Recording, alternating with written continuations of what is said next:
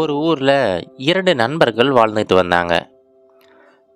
அவங்க 2 பேருமே வெவ்வேறு வேலைகள் செஞ்சுக்கிட்டு இருந்தாங்க. வாரம் முழுவதுமே வேலை செஞ்சுக்கிட்டு இருப்பாங்க. வார இறுதியில் ஏதாவது ஒரு இடத்துக்கு போகலாம் அப்படிங்கிற ஒரு பிளான் எப்போவுமே வச்சுருப்பாங்க. அவங்களுக்கு பிடித்த இடம் என்னன்னு பார்த்தீங்கன்னா, அவங்க ஊர்லேயே ஒரு சின்ன ஏரி ஒன்று இருந்துச்சு. வார இறுதியில் எப்போவுமே அந்த ஏரிக்கு போவாங்க. அங்கே போயிட்டு இவங்க கொண்டு போகிற அந்த தூண்டில்களை பயன்படுத்தி மீன்களை பிடிப்பாங்க. அந்த மீன்களை சமைச்சு சாப்பிடுவாங்க. இது எப்பவுமே வாடிக்கையாக நடக்கிறது தான். அதே போல் அந்த வார இறுதியுமே வருது. உடனே ஒரு நண்பர் இன்னொருத்தர்கிட்ட, என்னப்பா இந்த வாரமுமே மீன் பிடிக்க போகலாம்ப்பா அப்படின்னு சொல்லிட்டு கேட்குறாரு. அந்த நபருமே சரிப்பா போகலாம் அப்படின்னு சொல்லிட்டு ஒத்துக்கிறாரு. அந்த மீன் பிடிக்கிறதுக்கு தேவையான எல்லா பொருட்களையுமே எடுத்துக்கிட்டு அடுத்த நாள் காலையில் 2 பேருமே அந்த ஏரிக்கிட்ட போகிறாங்க. அந்த ஏரி ரொம்ப அழகாக இருக்குது, ரொம்ப அமைதியாக இருக்குது. அந்த ஏரியில் நிறைய மீன்களுமே இருக்குது. இப்போ 2 பேருமே பக்கம் பக்கம் உட்காந்துக்கிட்டு அவங்களுடைய தூண்டில்களை போட ஆரம்பிச்சிட்டாங்க. இப்போ முதல் நபர் இருக்கார் பார்த்தீங்களா, அவருக்கு கொஞ்ச நேரம் கழித்து ஒரு பெரிய மீன் ஒன்று மாட்டுது. ஒரு ஐஸ் பாக்ஸில் போட்டு வச்சுட்டாரு, அது ஃப்ரெஷ்ஷாக இருக்கட்டும் அப்படிங்கிறதுக்காக. அடுத்து கொஞ்சம் நேரத்துலேயே பார்த்தீங்கன்னா 2-3 பெரிய பெரிய மீன்கள்லாம் அவருக்கு மாட்டுது.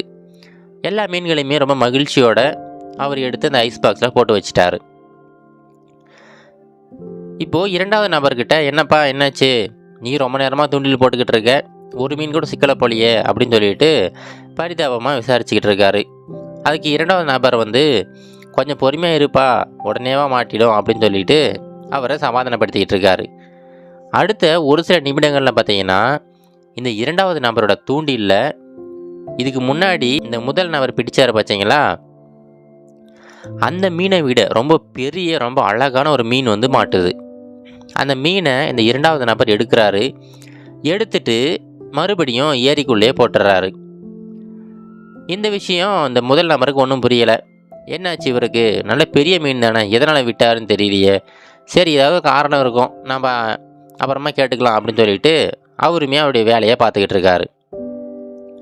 அடுத்த ஒரு சில நிமிடங்களில் பார்த்தீங்கன்னா, அந்த 2வது நபருக்கு தொடர்ந்து பெரிய பெரிய மீன்களாக கிடச்சிக்கிட்டே இருக்குது. ஆனால் அவர் ஒரு மீனை கூட எடுத்து அந்த பாக்ஸில் போட்டு வைக்கவே இல்லை. எல்லா மீன்களையுமே திரும்ப திரும்ப தண்ணிக்குள்ளேயே போட்டுக்கிட்டு இருக்காரு.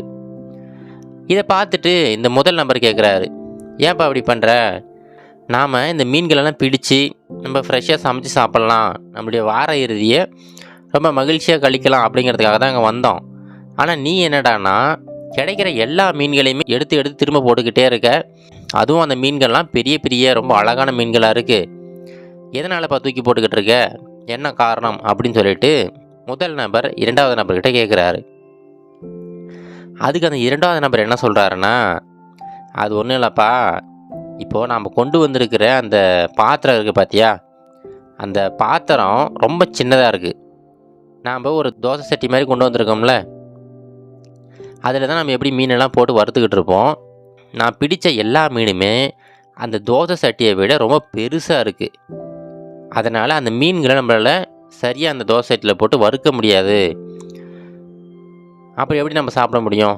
அதனால தான் நான் மறுபடியும் அந்த பெரிய மீன்கள்லாம் தூக்கி போட்டுட்டு நம்மக்கிட்ட இருக்கிற அந்த பாத்திரத்துக்கு தகுந்தாப்பில் ஏதாவது மீன் மாட்டுமா அப்படின்னு சொல்லிட்டு முயற்சி பண்ணிக்கிட்டு இருக்கேன் அப்படின்னு சொல்கிறாரு. இதை கேட்ட உடனே முதல் நபருக்கு ரொம்ப கோபம் வந்துடுச்சு. ஏன்பா, ஏன் என்னாச்சு, நீ இப்படி பண்ணுன்னு நான் எதிர்பார்க்கல.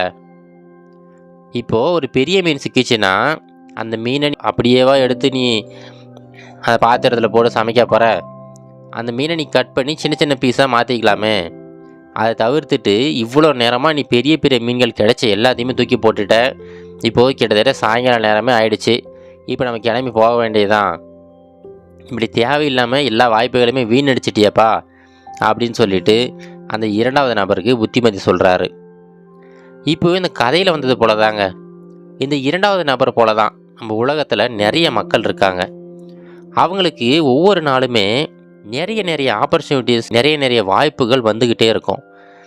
ஆனால் அந்த வாய்ப்புகள் எல்லாத்தையுமே ஏதாவது ஒரு சின்ன காரணம், ஏதாவது ஒரு சின்ன காரணங்களை சொல்லி அந்த வாய்ப்புகளை தவற விட்டுக்கிட்டே இருப்பாங்க.